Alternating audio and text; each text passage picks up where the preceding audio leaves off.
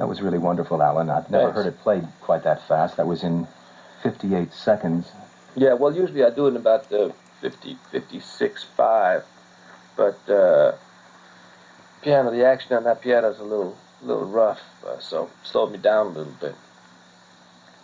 Why don't we take some telephone calls? We have a number of people Sure. waiting to speak with you. You're on the air. Listen, I'm very upset. Is that Alan Barron there with you? That's right. Yes, I'm over here.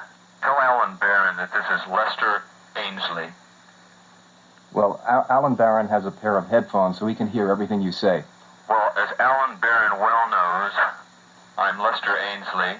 Yes, I've heard of the man you. who came out of the audience onto the stage at his concert at Veterans Memorial Coliseum in Columbus, Ohio. I remember you very well. After you had allowed two people to challenge you with a short piece, I walked on the stage and you walked off. I again followed you. Is that a fact, Alan Barron? Yes, it is a fact. However, I made it perfectly clear that I was only going to meet two challenges. I then followed you to Dayton, Ohio, in your concert there. I met you at the door after your concert. I showed you my credentials. I asked to play against you, to have a piano off, at your private residence, or at any concert hall there in Dayton, and you refused to talk to me. Piano offs are not recognized by the Fast Piano Players League. I'm afraid it is recognized. First of all, you are a member of a very, very conservative organization. There are other organizations which are just as legitimate. There's so many things I want to say, and I am so upset. I have attempted to challenge this man, Mr. Franklin, on a number of occasions. He has avoided me each time. I turned on the radio here. I was turning on the dial, down the FM dial, and who do I run across but Alan Barron again? Alan Barron, who plays the Moonlight Sonata. Excuse me. And all of that. Mr. Aimsley. The Alan Barron, who will not attempt the works of any of the newer composers. The Alan Barron, who plays the same things over and over again. Well, just a moment. Mr. Aimsley, I'd like to say something to you. First of all, Mr. Joe, and to all the listeners, I would like to say that Lester Aimsley has become a famous pest in the Fast Piano Players League. He's been around for a long time, and he always finds a way to challenge somebody not by the rules, so that person... Not by the rules. Your rules, you won't let anyone new come in. You play the same old farts all the time.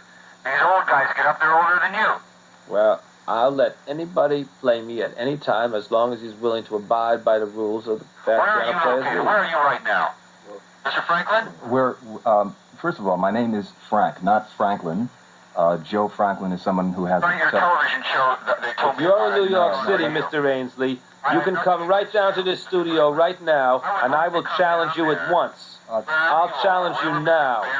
Mr. Aimsley. I'm sick and tired of this. Stories about Al Barron, where he's really coming from and what he really does for a living. But Mr. Aimsley. I'd like to come down there Mr. Aimsley. and play. Okay, Mr. Aimsley. Not afraid. Mr. Aimsley, Mr. Barron is perfectly happy to play with you. We have two pianos in Studio C. Ask him if he'd like to play some of the newer composers' works.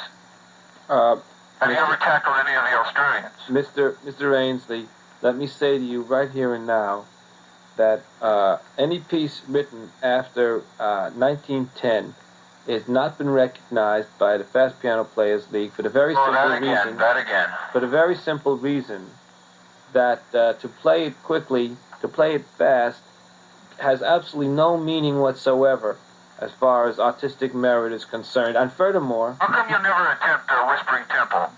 Furthermore, Whispering Temple is a... I don't know what to call it, except it's just a piece of garbage. It's a piece... Marmelstein is a hack. I refuse to play. I refuse to play.